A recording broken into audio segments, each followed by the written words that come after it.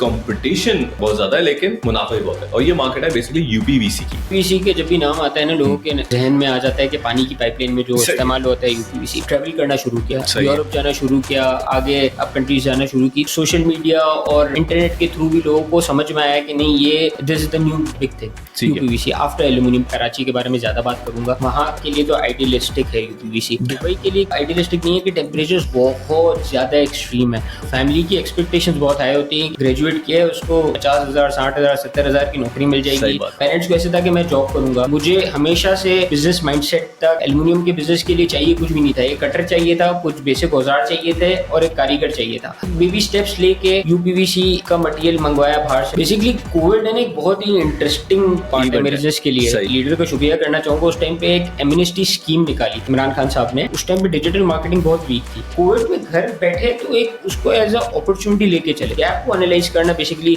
एक अच्छे एंटरप्रेन्योर का काम है। गैप तो मुश्किल है, लेकिन आपको उस किसी चीज में भी उसमें डेप्थ में घुसना पड़ेगा ना। आप 2-3 साल कहीं पे एक्सपोजर, आप उसी फील्ड के अंदर अगर जॉब मिल जाती है तो सक्सेस तो एक ही है मेरा, क्या तवक्कल तो इल्लाह। लोगों को आजकल सब्र नहीं है। ईमानदारी से काम करेंगे आपको इसका फ्रूट भी मिलेगा। बिस्मिल्लाहिर्रहमानिर्रहीम। आज हम बात करेंगे ऐसी मार्केट की जिसकी जो टोटल वैल्यू है वो तकरीबन 63 अरब की है, ठीक है, अरब यूएस डॉलर्स की, और उसकी जो ग्रोथ है वो 6% की है, ठीक है। इस मार्केट में एक्चुअली कंपटीशन बहुत ज्यादा है लेकिन मुनाफा भी बहुत है, और ये मार्केट है बेसिकली यूपीवीसी की, यूपीवीसी विंडोज और ग्लास वगैरह की। तो इस मार्केट में जो हम एक नौजवान से बात करेंगे जिन्होंने अपनी डिजिटलाइजेशन के जरिए मतलब इस बिजनेस को चार चांद लगा दिए, और वो नौजवान हमारे साथ बैठे हैं, वो है ताहिर अली। ताहिर अली साहब कैसे हैं? अल्हम्दुलिल्लाह, आप कैसे हैं भाई? ठीक है। तो ये जो आपका जो जर्नी स्टार्ट हुआ, ठीक है, और बेसिकली आप बल्कि दो पार्ट है। पहले बात यूपीवीसी होता क्या है, उसकी एब्रिविएशन बता देना सामने पास में। बेसिकली यूपीवीसी के जब भी नाम आता है ना, लोगों के जहन में आ जाता है कि पानी की पाइपलाइन में जो इस्तेमाल होता है यूपीवीसी। बेसिकली यूपीवीसी एक मटेरियल है जिसका एब्रिविएशन ये है कि अनप्लास्टिसाइड पॉलीविनाइल क्लोराइड। सही है। पहले इनिशियली जब ओवर डेकेड पहले मैंने जब बिजनेस स्टार्ट किया था, लोगों को मैंने जैसे अर्ज किया आपको, यूपीवीसी के बारे में इतना पता नहीं था। यूपीवीसी को ट्रैवल करना शुरू किया, यूरोप जाना शुरू किया, आगे अब कंट्रीज जाना शुरू की, तो वहाँ पे टोटल वाइट यूपीवीसी विंडोज और हर जगह वाइट का ग्रेस था। वहाँ पे ठंड भी बहुत ज्यादा पड़ती है, तो इंसुलेटेड ग्लास और यूपीवीसी के फीचर्स के साथ वो उसकी यूटिलिटी मिलती थी, वो बहुत ज्यादा अच्छी थी। तो लोग जब यहाँ पे आए तो वो थोड़े से अवेयरनेस क्रिएट हुई, मार्केटिंग भी हुई, लोगों को सोशल मीडिया और इंटरनेट के थ्रू भी लोगों को समझ में आया कि नहीं, ये this is the new big thing UPVC after aluminium. पहले लोहे की विंडोज बनती थी, पहले एल्यूमिनियम पे इन्वॉल्व हुए। लकड़ी तो चल ही रहा है, अभी भी चल रहा है, लेकिन लोहा, फिर एल्यूमिनियम, देन यूपीवीसी। देखिए, थोड़ा आपके बैकग्राउंड की और बात करते हैं कि हमारी जो बात हो रही थी, आपने बताया कि आपका जो फैमिली का बिजनेस था और आपने जब स्टार्ट किया था वो एल्यूमिनियम से स्टार्ट किया था, उसकी ट्रेडिंग से और उसके कारोबार से। तो वहां से एकदम यूपीवीसी में आना, स्टार्ट बिल्कुल new business in a new direction, right, which market का पता नहीं, शायद आपको पता हो नहीं पता हो, तो वो शिफ्ट कैसे हुआ, वो तजुर्बा कैसा था आपका, और उसमें फिर आपने ग्रो कैसे किया थोड़ा? उस टाइम पे मेरा ये बिजनेस का एवोल्यूशन इसलिए ऐसे हुआ कि पेरेंट्स को ऐसे था कि मैं जॉब करूंगा, लेकिन मुझे हमेशा से एक बिजनेस माइंडसेट था कि नहीं, मुझे कभी भी करना है तो अपना खुद का बिजनेस करना है, मुझे जॉब करनी ही नहीं है शुरू से। तो हमारा बेसिकली एल्यूमिनियम और ग्लास की एक शॉप थी क्लिफ्टन में। तो उसके अंदर बेसिकली इतना चार्म नहीं था, लेबर इंटेंसिव जॉब था। सुबह को दुकान खोलो, शाम को वापस, वो कोई मतलब इतना ज़्यादा अपस्केलिंग बिजनेस नहीं था। आहिस्ता आहिस्ता सर्च किया, यूपीवीसी के बारे में सर्च किया। एल्यूमिनियम की इंडस्ट्री बहुत सैचुरेट हो गई थी उस टाइम पे। गली गली में लोग एल्यूमिनियम का बिजनेस स्टार्ट कर दिया था। एल्यूमिनियम के बिजनेस के लिए चाहिए कुछ भी नहीं था, एक कटर चाहिए था, कुछ बेसिक औजार चाहिए थे और एक कारीगर चाहिए था। आप किसी भी साइट पे बैठ के भी एल्यूमिनियम का काम कर सकते थे। तो वो चीज़ मुझे नहीं समझ में आ रही थी। मैंने कहा मैं इसके अंदर अपने आप को ग्रो कैसे करूँ, मैं आप स्केल कैसे करूँ। यूपीवीसी में सर्च किया तो यूपीवीसी में भारी भरकम मशीनरी की रिक्वायरमेंट थी, double head cutters plus fusion welding machines plus CNC router machines, और काफ़ी उसकी मशीन्स की लिस्ट है। तो मैंने सोचा कि किस तरीके से करें, तो बेबी स्टेप्स लेके यूपीवीसी का मटेरियल मंगवाया बाहर से, टर्की से फर्स्ट मंगवाया, और फिर आउटसोर्स करके उसकी फैब्रिकेशन करके, बहुत गिने चुने फैब्रिकेटर्स थे पाकिस्तान में, कराची में, तो आउटसोर्स करके आहिस्ता आहिस्ता बेबी स्टेप्स करके यूपीवीसी की तरफ गए और अल्हम्दुलिल्लाह आज अपनी खुद की मशीन्स वगैरह सब चीज़ें सेटअप, फैब्रिकेशन सेटअप अपना खुद का। लेकिन जो एक इम्पोर्टेंट बात ये थी कि कोविड की मैं थोड़ा बैक जाऊँ, वहाँ पे ज्यादातर बिजनेस को हुआ नुकसान, ठीक है, बंद हो गए, सारी बात है, कोविड की रिस्ट्रिक्शंस थी, ये सब था। दो तरह के बिजनेस तरक्की करी हमारी रिसर्च के मुताबिक। एक तो वही था कि जी सैनिटाइजर्स और ग्लव्स और ये जो कि medical aid, protection equipment type की चीज, ठीक है। एक आपकी मार्केट भी ग्रो करी, ठीक है, हमारी रिसर्च, वो कैसे हुआ था उसके बारे में बताएं। बेसिकली कोविड है ना एक बहुत ही इंटरेस्टिंग पार्ट है मेरे बिजनेस के लिए। बाज़ों का मैं न्यूज़ में देखते थे लोग बहुत सफ़र कर रहे थे कोविड से, बिजनेसेस, कितने बिजनेस बंद हो गए, कितनी इंडस्ट्रीज बंद हो गई। सही है। बट मैं अपने लीडर का शुक्रिया करना चाहूँगा, उस टाइम पे एक एमनेस्टी स्कीम निकाली थी इमरान खान साहब ने, एमनेस्टी स्कीम निकाली थी कंस्ट्रक्शन, तो उसकी वजह से लोगों ने बहुत कंस्ट्रक्शन के अंदर पैसा डाला उस टाइम पे और लोगों ने बहुत दिल खोल के कंस्ट्रक्शन की। तो कंस्ट्रक्शन इंडस्ट्री जब बूम होती है तो उसके साथ बहुत सारी 30-40 इंडस्ट्री 50 इंडस्ट्रीज एफिलिएटेड होती है जो कि उसके साथ बूम होती है।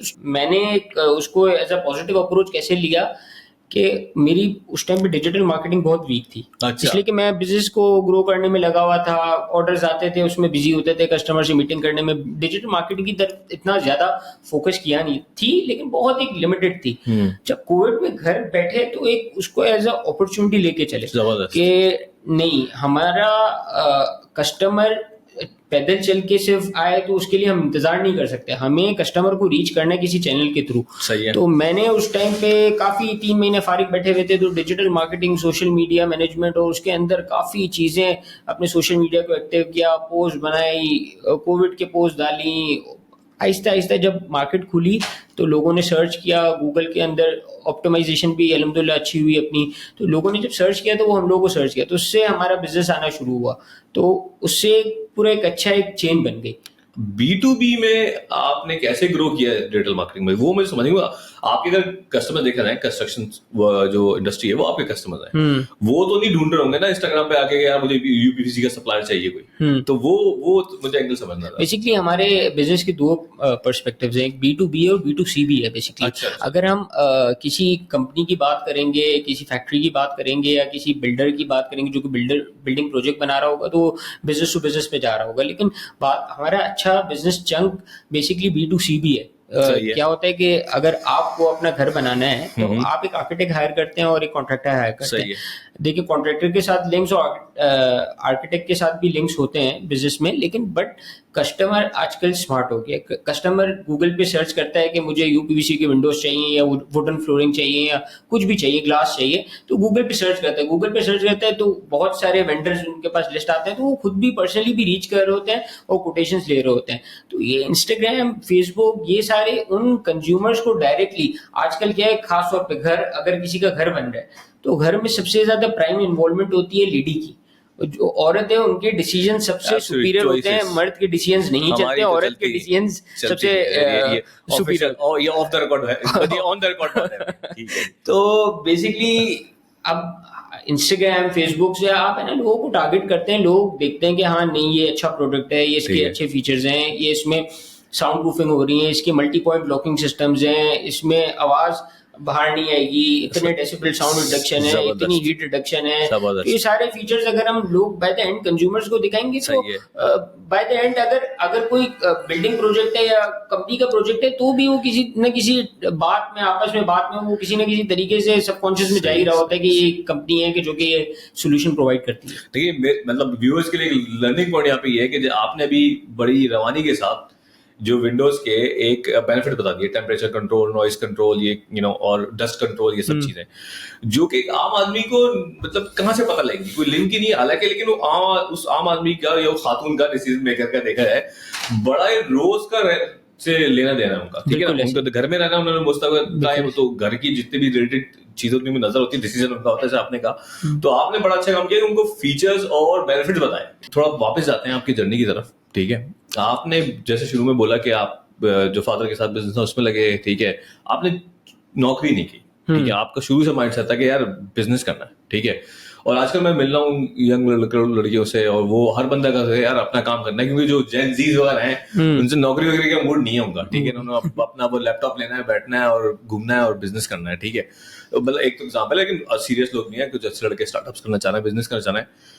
जैसे हम हमारे पॉडकास्ट का मकसद ये है कि हम एग्जीक्यूटिव से बात कर रहे हैं जो कि एमडीज हैं या एंटरप्रेन्योर्स हैं, तो एंटरप्रेन्योर्स के बारे में यही कहता हूँ ना कि जी प्रॉब्लम है वो अपॉर्चुनिटी है, बिजनेस है, ठीक है। और लेकिन पाकिस्तान में लोग कहते हैं यार बड़े मसले हैं, बड़े मसले का मतलब मेरी सिंपल थ्योरी है कि बड़ी अपॉर्चुनिटी है तो बिजनेस की, तो अब क्या मशवरा देंगे? नहीं, बेसिकली एंटरप्रेन्योर का मतलब यही है कि वो जो कि गैप को एनालाइज करता है और गैप को एनालाइज करके उसका सोल्यूशन ढूंढता है और उसको नॉर्मल जनरली पब्लिक में उसको उसकी सर्विसेज प्रोवाइड करता है। मैं तो बेसिकली जितने भी यंग ग्रेजुएट्स हैं या जो लोग अभी पढ़ाई को भी परस्यू कर रहे हैं, तो मैं उनको बिल्कुल बोलूँगा कि ये मार्केट को ज़रूर फोर्सी करें, पहले से अपनी वर्किंग, अपनी रिसर्चेस को इस तरीके से करें कि मार्केट में किस चीज़ की मतलब गैप किस चीज़ का है, कौन सी चीज़ अवेलेबल नहीं है, या अगर लेट सपोज कोई चीज़, जैसे मेरे टाइम पे एल्यूमिनियम की विंडोज़ थी, यूपीवीसी की इतनी अवेलेबल नहीं थी, तो मैंने उसको गैप को देखा और यूपीवीसी के अंदर मैं एल्यूमिनियम से यूपीवीसी के अंदर ट्रांसफॉर्म हो गया। अभी इसी टाइम पे ही वही गैप को एनालाइज करना बेसिकली एक अच्छे एंटरप्रेन्योर का काम है। आप गैप को एनालाइज करेंगे तो इंशाल्लाह आपके उसमें बरकत भी होगी और चीजें आपकी बहुत अच्छी तरीके से चल सकती हैं। गैप मैं भी इंटरव्यू हूँ, अपनी सप्लाई चेन कंसल्टेंसी हम और ट्रेनिंग कंपनी ऐसी हम चला रहे हैं। गैप को ढूंढना आसान नहीं है, ठीक है, बहुत मुश्किल काम है। तो मेरा लोगों से मशवरा ये होता है कि यार गैप से ज्यादा ना डिफरेंशिएशन पे गौर करें, ठीक है, यानी कि प्राइस हो, क्वालिटी हो, कस्टमर सर्विस हो। हमारे इस पॉडकास्ट से पहले हमारे गेस्ट आए सत्या, उन्होंने बोला था कि यार फोकस करें प्रोवाइडिंग गुड कस्टमर सर्विस, वो एक डिफरेंशिएशन है। तो आप इससे एग्री करते हैं? गैप तो किसी चीज में भी हो सकता है ना, और नहीं भी मतलब मुश्किल है ढूंढना। नहीं, एक्चुअली देखिए, अगर मैं आपको अभी मैं बात कर रहा हूँ, अगर आप कह रहे हैं मुश्किल नहीं है तो फिर आपके पास, इसका मतलब आपके पास कोई लॉजिक है? नहीं, गैप तो मुश्किल है, लेकिन आपको उस किसी चीज में भी उसमें डेप्थ में घुसना पड़ेगा ना। लेट सपोज मैंने अभी आपको बोला कि विंडोज कोई भी बना के दे रहा है, हर बंदा बना के दे रहा है, लेकिन कस्टमर सर्विस किस तरीके की दे रहा है, आफ्टर सेल्स सर्विस एक बहुत इंटीग्रल पार्ट है, ये एक गैप हो गया। प्लस आप कस्टमर्स को किस तरीके से आप उसको पिच कर रहे हैं कि हम आपको ये चीज, जैसे लेट सपोज मैं अगर कस्टमर को आपको पिच करूंगा, मैं आपको बोलूंगा कि आप मेरी विंडो आपके पास पहुंचेगी, आप कोई भी विंडो खोल के किसी भी तरीके से चेक कर लें, अगर उसमें कोई भी चीज की कमी हुई तो आपको पूरा प्रोजेक्ट फ्री में करके देंगे, मनी बैक गारंटी देते हैं। तो ये कस्टमर को भी एक थोड़ा सा कॉन्फिडेंस डेवलप होता है कि नहीं, चले मैं 2 रुपए ज्यादा दे रहा हूँ लेकिन एटलीस्ट मुझे चीज तो अच्छी मिल रही है। हमारे पास जितने भी कस्टमर्स हैं वो, अब मैंने नए एंटरप्रेन्योर्स का आपको यही बोला कि गैप्स हो गए, कोई वैल्यू एडिशन हो गई, कोई ऐसी डिफरेंशिएशन कोई बिजनेस के अंदर आए तो उस बिजनेस के अंदर घुसने में काम है। अब आजकल क्या होता है कि लोग वही चीज को अगर कोई दूसरा बंदा कर रहा है कि नहीं यार ये बंदा है ना इस फील्ड के अंदर बहुत जबरदस्त पैसा कमा रहा है, मैं इसी फील्ड में घुस जाऊंगा। अब वो घुस तो जाता है लेकिन उसने उसके बारे में रिसर्च ही नहीं की होती है, उसको पता ही नहीं है कि वो बंदा किस तरीके से वैल्यू एडिशन प्रोवाइड कर रहा है, किस तरीके से मार्केट को लीड कर रहा है, सक्सीड कर रहा है। तो ये एक बहुत बड़ा चैलेंज है। यंग बच्चे जो ग्रेजुएट करके जा रहे हैं, खून बिल्कुल जोश में है उनका, वो सही है, बहुत सही बात है, लेकिन कैलकुलेटेड रिस्क लेने बहुत ज्यादा इंपॉर्टेंट है। कैलकुलेटेड रिस्क होना बहुत इंपॉर्टेंट है। एक अच्छी इंटरेस्टिंग इस सवाल के जवाब में आपने लर्निंग दी है, क्योंकि आपने नौकरी नहीं करी। अब मेरा थोड़ा सा डिफरेंस है इसके अंदर ना व्यू। मेरा डिफरेंस व्यू ये है कि मैंने भी 17 साल नौकरी करी। अब जब नौकरी करता हूँ पता चलता है कि जिस वर्टिकल में, हम तो मैन्युफैक्चरिंग में, डिस्ट्रीब्यूशन में, हमें लगता है कि जी सप्लाई चेन, एजुकेशन और कंसल्टेंसी बहुत महंगी है और बहुत मुश्किल से मिलना। तो अब जब कोविड से पहले हमें लगे थे ऑनलाइन एकेडमी स्टार्ट करी, कोविड आया तो वो बूम हो गया, जबरदस्त हो गया, ठीक है जी। तो we are one of the leading supply chain training providers online wise. तो उसका मैं ये बोलता हूँ कि अगर आप नौकरी करते हैं ना तो आपको पता लग जाता है कि यार के बाकी लोग कौन सा काम अच्छा नहीं कर रहे हैं या आपके पास अपॉर्चुनिटी क्या है। और दूसरा, आपको लोगों के साथ आपके मैनेजमेंट समझ में आती है, फंक्शन समझ में आते हैं। तो 2-3 साल का तजुर्बा जो है मेरे हिसाब से वो इंपॉर्टेंट है, यानी कि आप फ्रेश करके डायरेक्ट बिजनेस स्टार्ट करें। तो आपका थोड़ा डिफरेंट पर्सपेक्टिव है। तो मैं मतलब नहीं, मैंने तो ऐसे कभी भी नहीं कहा कि वो डायरेक्ट ही आप बिजनेस में कूदो। मैंने तो रिसर्च के बारे में कहा कि आप रिसर्च करो। आप रिसर्च तो बहुत तरीके से हो सकती है कि आप जरूरी नहीं है कि आपने ग्रेजुएट करके डायरेक्ट ही आपने अगले दिन से ही दुकान खोल ली और मैंने बैठ गए। रिसर्च में बहुत टाइम चाहिए होता है, चीजें आपको प्रोफेशनली किसी भी फील्ड में जाना होता है। बाज़ों का ये भी एक बहुत अच्छा एक तरीकेकार है कि आप 2-3 साल कहीं पे एक्सपोजर, आप उसी फील्ड के अंदर अगर जॉब मिल जाती है तो फिर सोने पे सुहागा हो जाता है कि उसी फील्ड में जॉब कर लें थोड़े टाइम, फिर उसके इन एंड आउट समझें थोड़ा, फिर उसके हिसाब से आप अपनी चीज को नई इनोवेशन उसके अंदर लेके आके आप उसमें बिजनेस में जा सकते हैं। तो आप रिसर्च में कितना टाइम लग जाता है वो भी एक मार्केट अपॉर्चुनिटी देखना जरूरी है, देखनी जरूरी है। तो मतलब आपका जर्नी जबरदस्त है। तो अगर आपसे मैं पूछूं कि जी 1 या 2 या 3 कीज टू सक्सेस, यानी आपकी कामयाबी चाबी क्या होगी, तो वो क्या बोलेंगे आप? सबसे पहला की टू सक्सेस तो एक ही है मेरा, क्या? तवक्कल तो इल्लाह, खुदा पे तवक्कल करना नहीं छोड़ना। लोगों को आजकल सब्र नहीं है। आपने कोविड का सवाल पूछा था मुझसे, कोविड में सबसे ज्यादा जिन्होंने सब्र किया है वो बहुत ज्यादा कामयाब हुए। एक्चुअली क्या हुआ है कि बहुत से बिजनेसेस ऐसे हुए हैं कि वो बहुत ही हाइपरटेंशन में आके क्लोज हो गए कि नहीं, ये अचानक से 3 महीने 5 महीने का गैप आ गया, कैसे सर्वाइव करेंगे। एक पेंडेमिक था, पेंडेमिक खुदा ने पेंडेमिक दिया तो खुदा उसको सही भी करेगा, वो एक तवक्कल रखना जरूरी है।